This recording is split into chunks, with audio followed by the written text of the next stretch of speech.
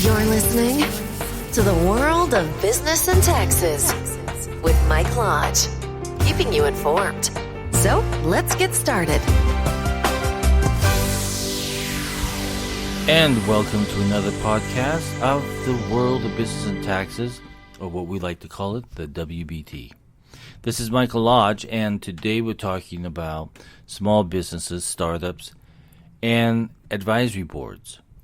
And let me tell you how important I feel an advisory board is, because if you don't have those individuals surrounding you that can give you the advice that you need and that can be honest with you, it makes driving your company to success a lot easier. If you're going to be doing it all on your own and thinking that you know everything, you're probably setting yourself up for failure.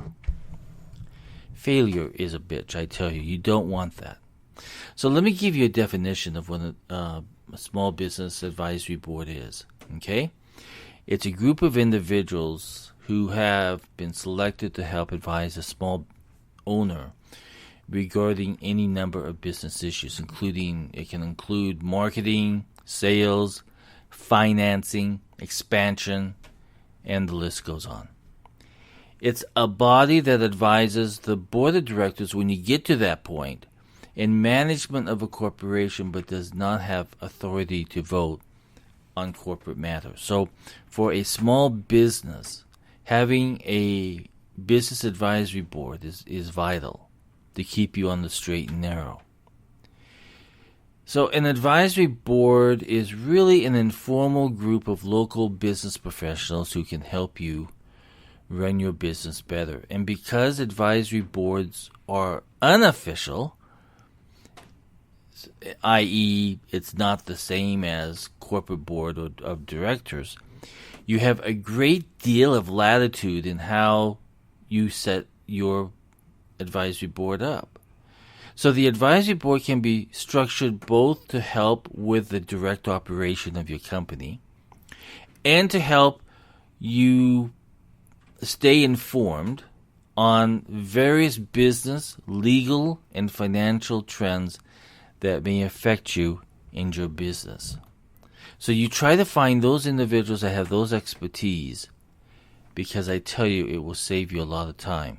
If you have those people up front that can advise you, as an example, I talked yesterday about a software company who never thought up front about the legal issues of, because they were developing software for healthcare, who is legally responsible. And that should have been thought up front when they started to divide it, so they could when they decided to design it so that they could keep the design in a legal pattern.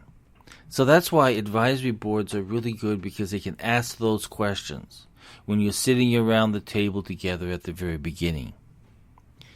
So generally you will want a legal advisor, an accountant, a marketing expert, maybe a human resources expert, and perhaps even a financial advisor. You may also want successful entrepreneurs from other industries who understand the basics of business and will view your operation with a fresh eye. And I tell you, when you're at the very beginning of a business, you want fresh eyes all the time. You want people who can look in, because they're not so absorbed in the business like you. Because you get into the day-to-day operations and the nitty-gritty, but sometimes you fail to stand out of your company and look in. I remember one time I was in Hong Kong and I was dealing with a Hong Kong business there because we were developing a new product. And I was talking to her about the various issues that I had with the business. And she says, well, here's the problem, is that we fail as leaders sometimes to step back and then look back in to see if we see any of the problems. Because we get so absorbed in the day-to-day grind of running a business that we forget to step back and look in to see what we see is any problems arising or going on. So you need that fresh eye. Sometimes our eyes get clouded. So we need fresh eyes that are going to look in and advise us on what we should or should not be doing. If you don't personally know people with those areas of expertise, don't be afraid to ask the most successful people you can find. Be bold. Go up and ask them, hey, I need an advisory board. Can you help me? At best, you'll partake on the knowledge your community's successful business leaders have, and at the worst, they'll be flattered and say no. But try to get the very best people. Surround yourself with the very best. When setting up the advisory board, be clear about what you're trying to do. Let your prospective advisors know what your business goals are and that you expect them to take on an active management role or assume any liability for your company. In other words, what I'm saying is you don't expect them to do that. You do not expect them to take on an active management role or assume any liability for your company. So they are sitting there as advisors. They're not sitting there as managers. They still want you to manage your business, but they're sitting there advising you on what you need to do. Advisory board members are really compensated with more than any item such as an occasional meal. That's about it. Keep in mind that instead your advisory board members will likely benefit in a variety of tangible and intangible ways.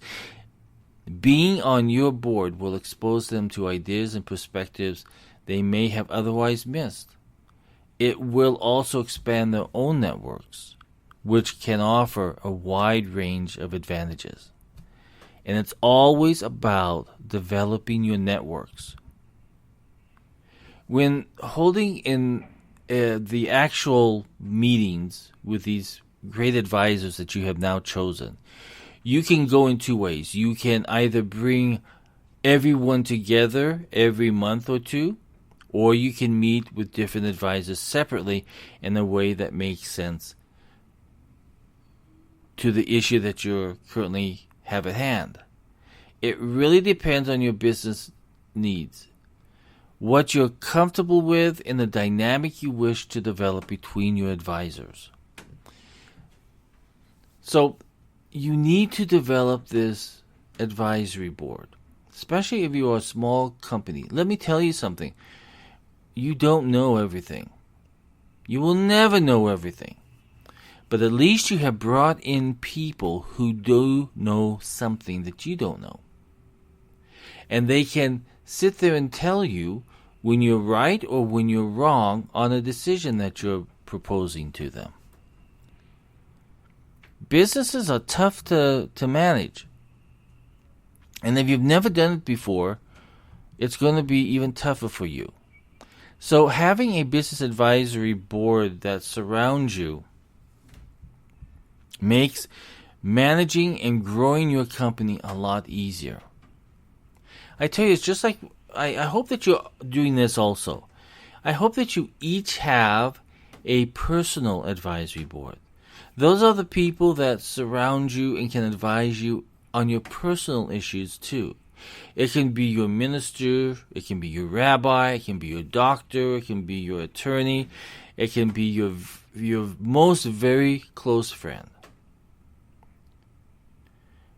But make sure that you have your personal advisory board, because sometimes when business is going on, you need some personal advice, because business can become very stressful and it may carry over into your personal life. So you need to know how to deal with it. Develop your own personal advisory board too. Or if you want to get tougher, your board of directors for your personal life. Now getting back to the business advisory board, I would highly suggest that you not hire your best friends, no matter how good they are. Do not bring in relatives, no matter how educated they are. Do not bring in those two groups of people, because they will not have the guts to tell you what's going on.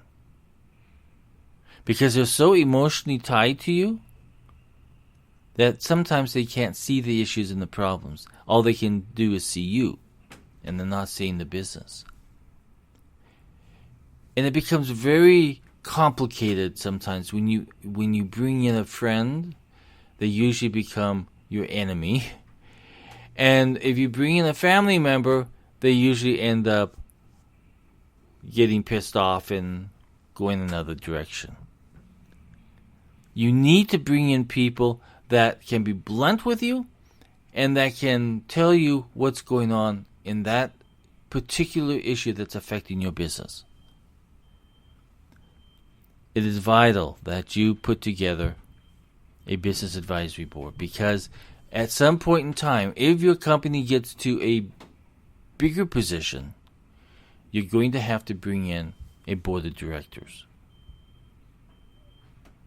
And that's where we want to get to, right? We want to get to that growth portion of our business where we need to bring in a board of directors that will be able to help you run the company. So think about it today. Go out and create your business advisory board and find the very best people out there that will help you. Today's podcast was brought to you by Lodging Company, a business advisory and tax firm. Go to our website at www.lodge-co.com. Find out what we do and find out what we can do for you. That's it for today. Have a great day. And go out there and create your board. Talk with you later. This podcast is brought to you by the real estate firm that works for you. Castle Lodge Realty Group has highly trained real estate professionals to help you buy or sell a home. Professionals that know the real estate market and will find the right property for you. Call Amy Simone at 818-636-6804. The broker in charge. It's time to go home with Castle Lodge Realty Group, serving all of Southern California. Thank you for listening. Join us again tomorrow. Stay informed with the world of business and taxes with Mike Lodge. Have a great day.